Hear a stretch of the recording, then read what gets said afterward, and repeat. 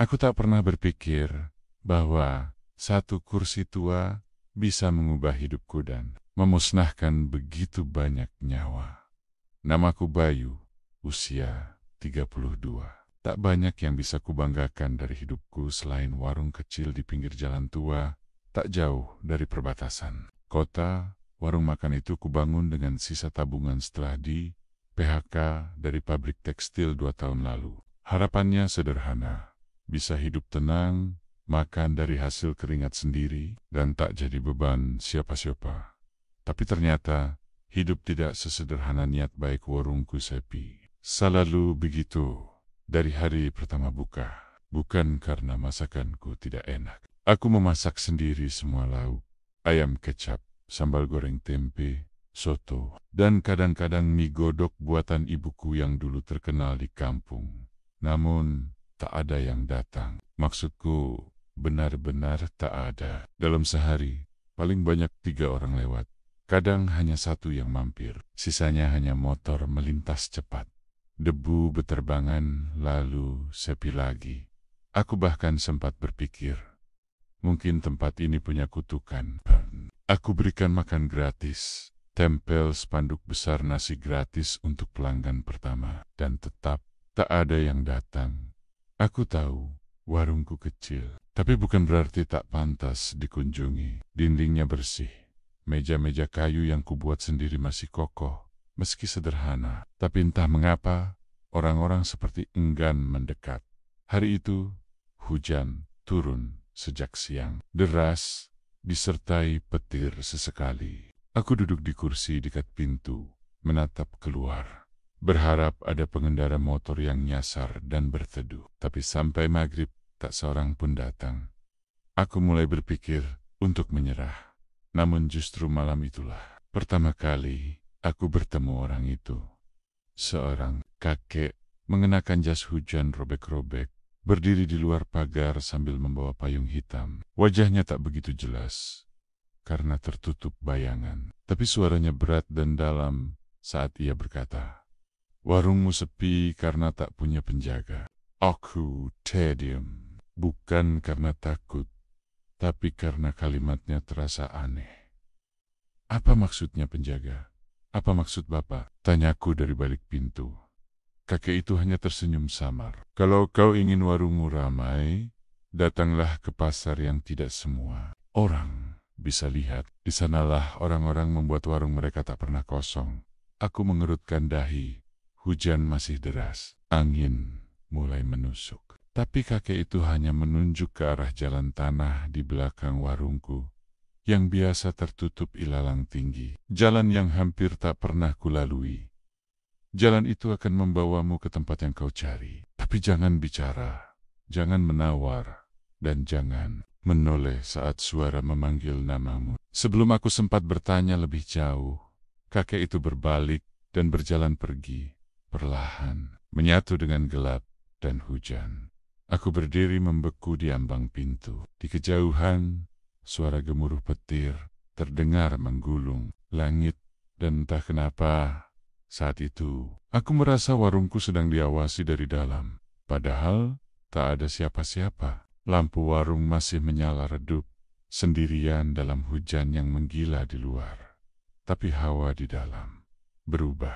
Rasanya seperti ada seseorang yang berdiri di pojok ruangan, diam saja, mengamati dari kegelapan, meskipun saat ku tengok, tak ada apa pun di sana.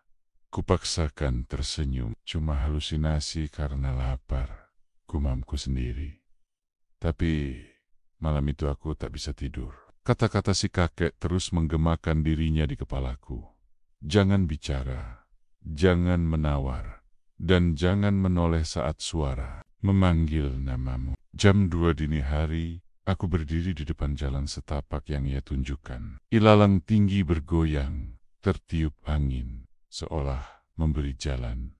Entah kenapa, kakiku melangkah sendiri. Rasanya seperti ditarik. Seperti sesuatu sudah menungguku jauh sebelum aku berniat datang. Langkah demi langkah, tanah di bawah kakiku makin lembek, udara makin dingin, dan kabut mulai muncul. entah dari mana, penuh aroma lembab, seperti kayu tua dan dinding yang ditinggal puluhan tahun. Aku tak tahu sudah berjalan sejauh apa, sampai tiba-tiba cahaya muncul dari balik kabut pasar. Tapi bukan pasar biasa, tidak ada suara pedagang, tidak ada teriakan penjual sayur. Yang kulihat justru deretan lapak kayu yang berjajar rapi, diterangi lentera berwarna kuning pudar. Para pedagangnya memakai pakaian aneh. Ada yang mengenakan baju adat dari zaman entah berapa ratus tahun lalu. Ada yang seperti habis keluar dari mimpi buruk. Wajah mereka kosong. Beberapa bahkan tidak memiliki mata, hanya rongga gelap tempat bola mata seharusnya berada. Dan yang paling mengganggu, para pembelinya juga bukan manusia seperti kita. Tubuh mereka tinggi, kulitnya abu-abu atau pucat seperti lilin, dan sebagian dari mereka melayang, bukan berjalan. Aku ingin lari, tapi kakiku tak bisa bergerak ke belakang, hanya bisa maju, dan di sanalah aku melihatnya. Sebuah lapak kosong di tengah-tengah pasar, dengan satu kursi kayu tua di atas panggung kecil. Di belakangnya berdiri seorang pria tinggi, berjubah hitam. Wajahnya tak terlihat karena diselimuti kerudung kain yang sobik-sobik. Ia menoleh padaku, walau aku yakin dia tak punya mata. "Bayu," katanya. Suaranya datar, tapi menggema di seluruh kepalaku. Aku refleks, ingin bertanya, bagaimana dia tahu namaku. Tapi aku ingat peringatan si kakek, jangan bicara. Pria itu melangkah turun dari panggung. Satu langkahnya seperti membuat seluruh pasar berhenti, bergerak. Para pedagang, makhluk-makhluk itu, semua mematung. Seperti tahu, sedang ada transaksi penting, kau datang untuk penghidupan. Aku hanya menunduk, tak berani menjawab. Kau akan memberi satu kursi. Kursi itu hanya untuk yang terpilih. Mereka akan datang sendiri. Kau tidak boleh memilih. Tidak boleh mencegah, dan jangan sekalipun bertanya kemana mereka pergi. Gantinya, uangmu akan mengalir. Pelanggan akan datang, warungmu akan dikenal. Tapi ingat, satu kursi, satu jiwa. Tanganku gemetar, tapi kepalaku mengangguk. Aku tak tahu kenapa. Apakah karena rasa putus asa, karena kesepian, atau karena... Suara pria itu seperti langsung menekan bagian dalam dadaku, seperti menarik bagian terdalam dari diriku yang paling gelap. Sebuah kursi kayu tua tiba-tiba muncul di depanku. Berdiri sendiri, dikelilingi asap putih tipis, dan dalam sekejap semua cahaya pasar padam. Semua suara hilang. Aku kembali berdiri di depan warungku. Entah bagaimana, dengan kursi itu sudah ada di tanganku. Langit masih gelap. Hujan sudah reda, tapi dunia rasanya sudah tak sama lagi. Keesokan harinya, aku meletakkan kursi itu di sudut warung, tepat menghadap pintu. Dan sejak saat itu, pelanggan mulai berdatangan. Awalnya hanya 1-2 orang, mampir pagi-pagi, lalu makan dengan tenang. Mereka tak banyak bicara, hanya memesan lalu pergi. Anehnya, semua dari mereka seolah tahu menu warungku. Padahal aku belum pernah mencetak daftar menu. Hari-hari berikutnya, warung kecilku yang dulu sunyi mulai terisi. Motor-motor berjejer di depan. Meja-meja yang dulu berdebu, kini selalu terisi. Bahkan seringkali, aku kehabisan nasi sebelum jam 2 siang. Itu belum pernah terjadi sebelumnya. Tidak pernah. Warung yang dulunya hampir kuberikan secara cuma-cuma, kini mulai jadi pembicaraan orang-orang sekitar. Aku bahagia, tentu saja. Tapi ada satu hal yang membuat punggungku dingin tiap kali aku memperhatikannya. Kursi itu, kursi tua pemberian dari pasar malam itu, tak pernah kosong. Selalu ada yang duduk di sana. Bukan pelanggan tetap, bukan warga sekitar yang kukenal. Orang-orang aneh. Ada perempuan mengenakan jaket merah lusuh, duduk diam menatap nasi gorengnya. Tanpa menyentuh satu sendok pun. Ada lelaki tua berambut putih seluruhnya. Makan sambil berbisik. Sendiri seolah berdialog dengan udara. Dan ada juga seorang bocah kecil dengan mata yang terlalu hitam terlalu tenang yang datang sendirian, duduk, makan, dan pergi tanpa suara. Mereka semua sama. Tidak pernah berbicara padaku. Tidak pernah memesan makanan, seolah muncul sendiri di meja mereka dan aku bahkan tidak ingat kapan aku menyajikannya. Paling aneh, setiap kali mereka selesai makan dan pergi, kursi itu kembali kosong dalam sekejap dan tak ada satu jejak pun yang tertinggal. Tidak piring kotor, tidak sisa nasi, tidak bau makanan. Bahkan CCTV yang kupasang diam-diam di sudut warung memperlihatkan kursi itu selalu kosong. Tapi aku tahu, aku melihat mereka. Aku mendengar sendok menyentuh piring. Aku menyapa mereka meski tidak ada jawaban. Sampai suatu malam seorang pria muda datang. Mungkin seumuranku. Bajunya rapi, beraroma parfum mahal, dan wajahnya terlihat ramah. Ia memesan sop buntut dan duduk di kursi biasa, dekat jendela. Kami sempat mengobrol sebentar. Namanya Aldi, pegawai kantor yang katanya sering melintasi jalan ini. Tapi baru sadar ada warung kecil di tikungan. Aku tertawa kecil. Warung saya memang suka sembunyi, Mas. Ia tertawa juga, lalu menikmati makanannya sambil memuji rasa. Aku senang. Rasanya seperti hari yang sempurna. Tapi ketika aku kembali dari dapur membawa teh hangat, aku melihat Aldi sudah berpindah kursi. Dia duduk di kursi itu. Kursi terlarang dan seluruh tubuhku langsung dingin. Wajah Aldi pucat, matanya menatap lurus ke arah pintu, tapi tak berkedip. Tangan kirinya gemetar, mulutnya setengah terbuka, seolah hendak bicara, tapi tak bisa. Aku bergegas mendekat, ingin menariknya, ingin memperingatkan, tapi aku tak bisa bergerak. Tubuhku berat, seperti ditahan sesuatu dari dalam tanah. Aneh mulai berdengung di telingaku. Suara tawa, suara tangis, suara langkah kaki berjalan di dinding warungku. Semuanya bercampur menjadi satu. Aldi masih diam di kursi itu, tapi sekerong.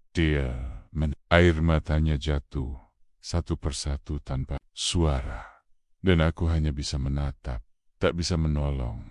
Lalu dia berdiri, tanpa melihatku, tanpa pamit, tanpa membayar. Ia berjalan keluar warung, pelan, punggungnya membungkuk, dan aku melihat sesuatu bayangan hitam panjang, merayap dari kakinya hingga ke kepala, seperti kabut yang hidup. Dan sejak malam itu, Aldi tidak pernah terlihat lagi. Tidak pernah. Bahkan ketika aku bertanya pada beberapa pelanggan yang kukenal dari seberang jalan, mereka bilang, Aldi, siapa? Nggak pernah ada orang kayak gitu yang makan di sini, Mas Bayu. Aku tercekat, bibirku membeku. Kupikir mereka hanya bercanda, tapi tatapan mereka sungguh-sungguh. Satu ibu-ibu bahkan sampai bersumpah bahwa sejak tadi pagi, hanya dirinya dan dua sopir ojek online yang mampir ke warungku. Tidak mungkin. Aku masih bisa merasakan bekas tawa Aldi. Masih bisa melihat piring makannya yang kosong. Bahkan gelas tehnya masih ada di meja. Atau tadi ada? Karena ketika aku kembali ke dalam, semua itu sudah hilang. Gelas, piring, bahkan sendoknya seolah tak pernah ada. Meja itu kosong, rapi, tanpa noda. Padahal aku yakin betul aku baru saja meletakkan teh hangat di situ. Aku mulai merasa takut, tapi aku juga tak bisa menghentikan warung ini. Karena setiap hari pelanggan makin ramai dan setiap malam kursi itu tetap terisi. Kadang oleh orang-orang yang terlalu diam. Kadang oleh mereka yang berbicara sendiri. Kadang oleh mereka yang aku yakin sepenuhnya sudah tidak hidup. Seperti malam itu, hujan turun lagi. Petir menyambar. Dan udara terasa berat seperti malam pertama aku datang ke jalan setapak itu. Pelanggan terakhir baru saja pulang ketika seorang wanita muda masuk ke warungku. Bajunya basah kuyup, rambutnya menempel di wajah, dan aroma tanah basah menguar kuat dari tubuhnya. Tapi yang paling aneh, tapak kakinya tak meninggalkan jejak. Di lantai, dia langsung menuju kursi itu. tanpa memesan, tanpa melihatku. Dan ketika ia duduk, warung menjadi hening. Bahkan suara hujan seperti hilang. Tanganku gemetar saat hendak mengambil gelas. Tapi tubuhku bergerak sendiri, seolah ada yang menuntunku dari balik punggung. Aku menyajikan semangkuk mie rebus padanya. Padahal aku tak ingat memasaknya. Tidak ingat menyentuh kompor. Tidak ingat menyentuh mie. Wanita itu mulai makan pelan-pelan. Tangan kirinya memegang sumpit. Tangan kanannya gemetar hebat. Di lehernya tergantung kalung perak kecil berbentuk salib. Aku terpaku memperhatikannya. Dan saat dia menatapku, matanya kosong. Tak ada bola mata di sana. Hanya 2 lubang hitam dalam. Aku mundur pelan-pelan. Tapi entah bagaimana, pintu warung tertutup sendiri. Lampu mulai meredup satu persatu hingga hanya lentera kecil di sudut dapur yang masih menyala. Aku memejamkan mata, mencoba mengatur napas, hingga suara sumpit berhenti berdenting. Kubuka mata perlahan. Kursi itu sudah kosong, tapi kalung perak berbentuk salib tertinggal di atas meja, basah dan dingin saat kusentuh. Keesokan harinya, sebuah kabar menyebar dari grup WhatsApp. Warga seorang gadis ditemukan meninggal di kontrakan kecil dekat rel kereta tepat. Pada malam saat dia makan di warungku, dan fotonya, ya Tuhan, itu dia. Gadis bermata kosong itu. Namanya Anissa. Dan yang lebih membuat tubuhku lemas, waktu kematiannya tercatat pukul 8 malam. Padahal dia duduk di kursiku pukul 9. Aku mulai paham, kursi itu bukan sekadar tempat duduk. Itu adalah pintu, dan mereka yang duduk di sana tak pernah kembali. Kalimat itu terus berputar di kepalaku, menghantui setiap detik yang kujalani sejak malam Anissa. Aku tidak bisa membiarkan warungku menjadi perangkap kematian bagi orang-orang yang datang. Tapi bagaimana aku bisa meyakinkan orang, atau bahkan diriku sendiri, tentang sesuatu yang tak masuk akal ini? Hari-hari setelah kejadian itu terasa seperti mimpi buruk yang tak berujung. Malam selalu datang dengan bayang-bayang kelam yang menunggu di kursi itu. Aku tidur dengan mata terbuka, menunggu sesuatu yang tak kuinginkan datang. Aku mulai mencari tahu tentang asal-usul kursi tua, pemberian dari pasar malam itu. Orang-orang bilang, kursi itu berasal dari rumah tua yang terbakar, tempat sebuah keluarga menghilang secara misterius. Mereka percaya kursi itu menyimpan jiwa-jiwa yang terperangkap, dan siapapun yang duduk di sana akan ikut terseret ke dalam kegelapan mereka. Aku mencoba bertanya pada para tetua di kampung, membaca buku-buku tua di perpustakaan, bahkan mencoba berkomunikasi lewat doa dan mantra yang aku temukan. Namun setiap malam, penampakan dan suara-suara semakin keras, semakin nyata. Aku mulai melihat banggan-biangan melintas di warungku, mendengar bisikan yang memanggil namaku, dan merasakan ada sesuatu yang selalu mengawasi dari balik pintu dapur. Tapi aku tidak menyerah. Aku harus menemukan cara untuk melindungi warung dan para pelangganku. Aku memutuskan untuk memasang kamera pengawas lebih banyak dan mengundang seorang paranormal yang terkenal di kota untuk membantu. Namun, saat aku berbicara dengan paranormal itu, dia menatapku dengan serius dan berkata, kursi itu bukan sekadar kursi, Bayu, itu adalah jebakan yang dirancang untuk menjerat jiwa. Tidak mudah untuk membebaskan diri dari kutukan seperti ini. Kamu harus memilih antara terus mempertahankan warung dengan risiko kehilangan nyawa, atau melepaskan semuanya demi keselamatanmu. Pilihan itu seperti pisau yang menusuk hatiku. Apa aku harus menyerah pada mimpi yang sudah kucipta selama ini, atau mempertaruhkan segalanya demi kursi yang menakutkan itu? Pertanyaan itu terus menghantui malamku, sementara kursi itu masih menunggu. Dengan kekosongan yang mengerikan, pilihan itu seperti pisau yang menusuk hatiku, antara melepaskan warung yang sudah kuimpikan sejak lama, atau mempertaruhkan nyawa demi kursi yang terus menghantui. Malam itu, aku duduk termenung di depan warung. menatap kursi tua yang sudah menjadi sumber malapetaka. Angin dingin berhembus pelan, membawa bisikan-bisikan halus yang membuat bulu kudukku berdiri. Aku tahu, waktu semakin menipis. Sejak kehadiran paranormal, suara-suara aneh malah makin sering terdengar. Bayangan yang dulu samar kini semakin jelas, menari-nari di sudut ruangan. Pernah suatu malam aku melihat sosok perempuan berambut panjang dan wajahnya tertutup bayangan. Berdiri di kursi itu, menatapku dengan mata yang kosong. Aku mencoba berbicara padanya, memohon agar melepaskan warungku. Tapi yang kudapat hanyalah tawa dingin yang menusuk kalbu.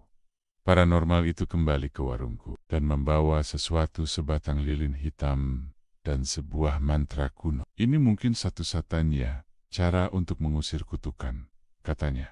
Aku harus melakukan ritual itu sendiri saat malam gelap tanpa bulan. Dengan tangan gemetar, aku menyalakan lilin dan mulai membaca mantra yang diulang-ulang dalam bahasa yang tak aku mengerti. Suara-suara bergemuruh memenuhi udara. Angin berputar kencang dan lampu warung padam seketika. Tiba-tiba, kursi itu bergetar hebat dan bayangan yang selama ini kutakutkan muncul mengelilingiku. Aku berteriak dalam hati, tapi tubuhku kaku tak bisa bergerak.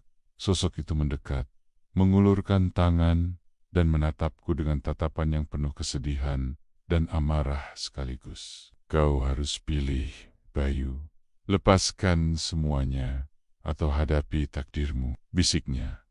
Dalam kepanikan itu, aku sadar ada satu hal yang bisa kulakukan, tapi sangat berisiko. Aku harus duduk di kursi itu sendiri. Kalimat itu terus menggemuruh dalam pikiranku, seolah menjadi satu-satunya harapan sekaligus kutukan yang harus kujalani malam itu. Setelah warung sepi dan lampu-lampu kota mulai redup, aku berdiri di depan kursi tua itu. Keringat dingin mengalir deras dari pelipisku, napasku tersenggel-senggel, dan hatiku berdebar seperti hendak meledak. Apa aku benar-benar siap? Apa aku bisa menghadapi apapun yang menungguku di sana? Aku menarik napas panjang dan perlahan duduk di kursi itu. Sekejap, udara di sekelilingku berubah drastis. Suara riuh pelanggan berganti dengan kesunyian yang mencekam. Lampu warung meredup dan berganti dengan bayang-bayang gelap yang menari di dinding. Suara bisikan dan tawa kecil yang dingin bergaung di telingaku. Aku merasakan ada sesuatu yang merayap di kulit. Sesuatu yang bukan dari dunia ini. Sosok-sosok muncul satu persatu. Wajah mereka pucat dan mata mereka kosong. Mereka duduk di sekelilingku, menatap dengan tatapan kosong tapi penuh keputusasaan. Mereka adalah gewa-gewa yang terperangkap oleh kursi terkutuk ini. Jiwa yang telah hilang sebelum aku datang. Mereka mulai bercerita.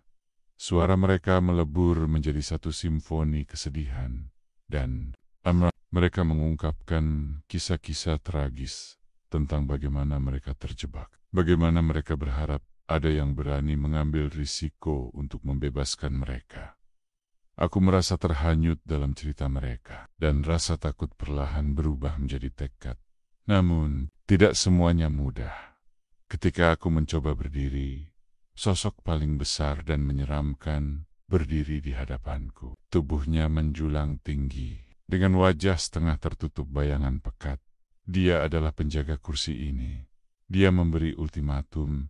Jika kau ingin bebas, kau harus menggantikan tempat kami. Tapi ingat, sekali kau mengambil kursi ini, hidupmu tidak akan pernah sama lagi. Aku merasa berat di pundakku. Beban yang tak tergambar dengan kata-kata. Apa yang harus kulakukan? Berada di antara dunia yang hidup dan yang mati. Antara keselamatan dan kutukan. Aku tahu pilihanku akan mengubah segalanya.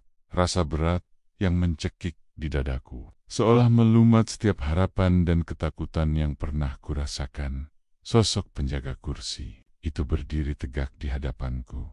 Bayangannya meliputi seluruh ruang, menutup cahaya yang tersisa. Aku tahu, ini bukan sekadar ujian keberanian. Ini adalah pertaruhan nyawa, jiwa, dan masa depan yang tak pernah kubayangkan sebelumnya. Malam itu, waktu seakan berhenti. Semua suara di luar warung lenyap. Hanya ada detak jantungku yang berdengung keras dan bisikan-bisikan hantu yang semakin mendekat.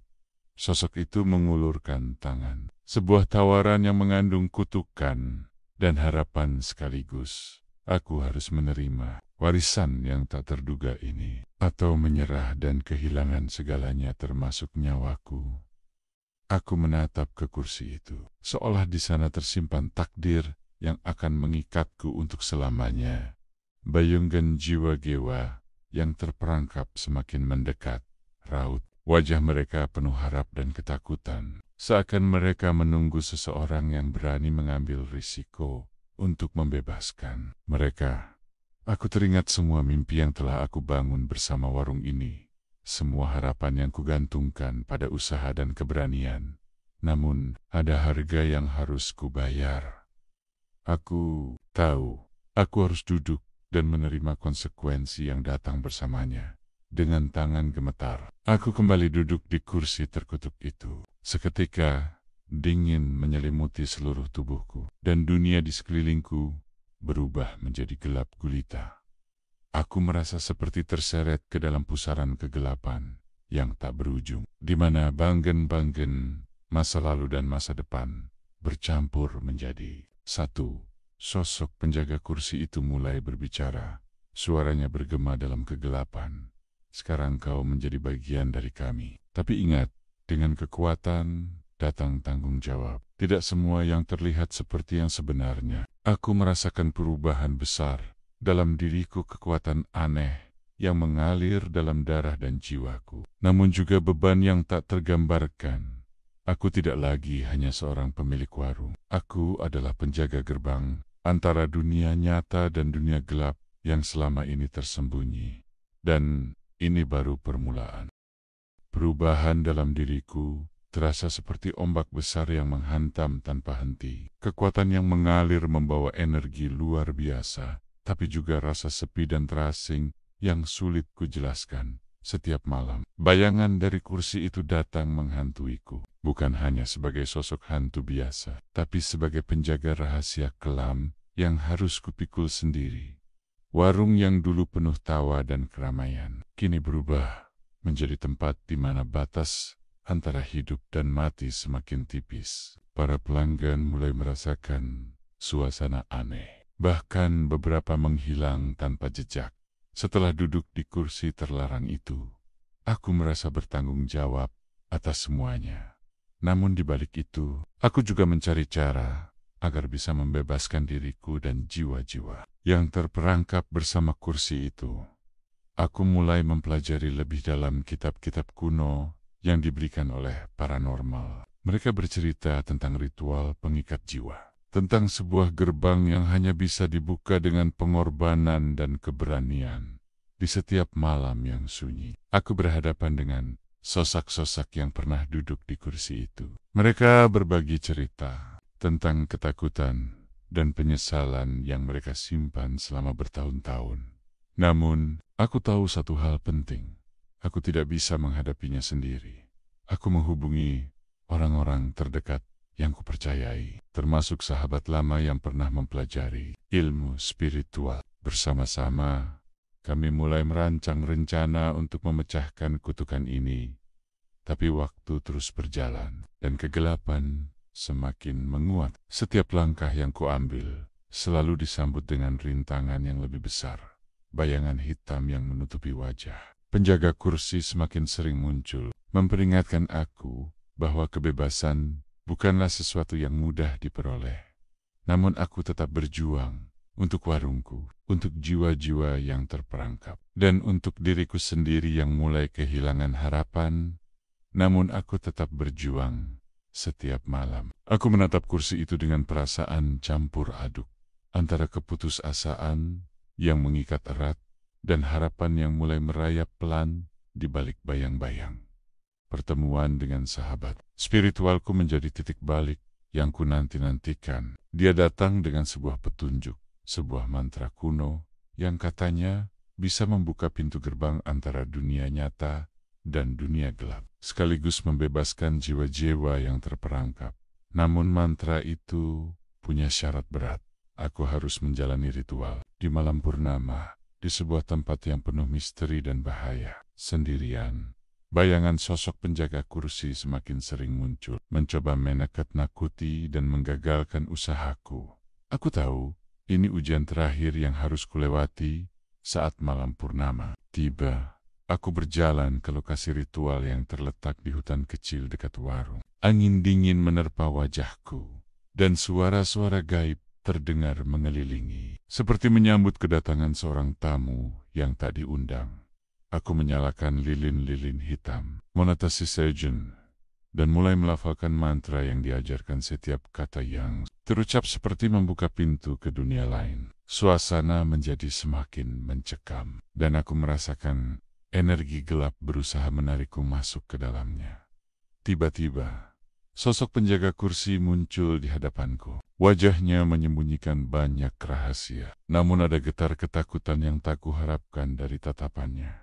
Dia menantangku, mencoba menghalangiku untuk menyelesaikan ritual. Pertarungan batin terjadi dalam diriku antara menyerah pada kegelapan atau terus berjuang demi cahaya. Dengan seluruh keberanian yang kumiliki, aku menuntaskan mantra itu. Seketika, kegelapan itu pecah, dan cahaya terang menyinari sekeliling.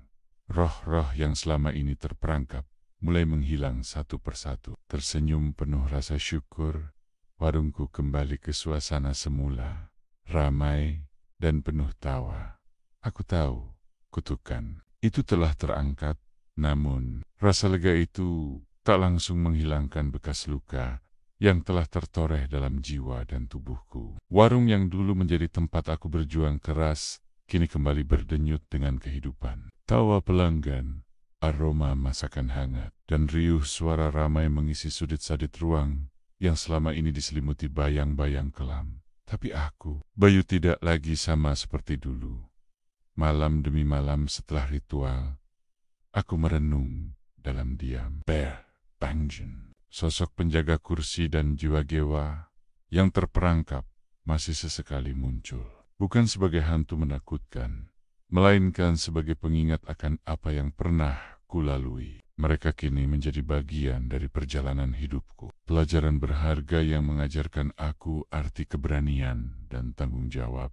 Aku sadar, kekuatan yang dulu kurasakan bukanlah untuk dipakai sembarangan. Kekuatan itu adalah amanah, sebuah gembitan antara dunia nyata dan kegelapan yang harus kuhormati. Warung makan sederhana ini kini bukan hanya tentang mencari nafkah. Ini menjadi tempat di mana aku bisa berbagi kisah, memberikan harapan, dan menjaga keseimbangan antara dunia yang terlihat dan dunia yang tersembunyi. Pengalaman itu mengubah cara pandangku terhadap kehidupan. Aku belajar untuk lebih peka pada hal-hal yang tak kasat mata, dan lebih menghargai kehadiran orang-orang di sekitarku.